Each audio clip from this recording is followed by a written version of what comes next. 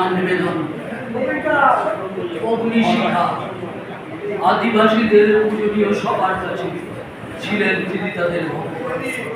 তিনি যে আজের সবার অন্তরে স্বাধীনতা সংগ্রামে অনন্য তার অবদান, ব্রিটিশদের বিরুদ্ধে তার সমস্ত সংগ্রাম রচিত হয়েছিল এক স্মরণীয় ইতিহাস।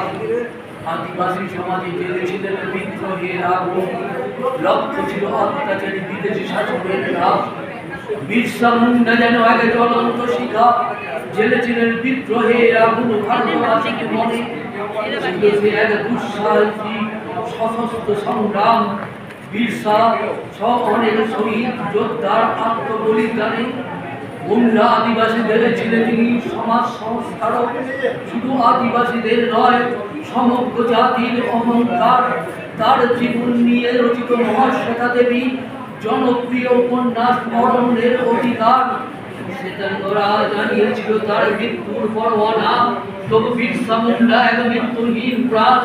তিনি রইবে চিরদিন ভারতবাসীর অন্তরে, শতবর্ষ জন্ম দিলে তাকে শতকোটি প্রণাম। নমস্কার।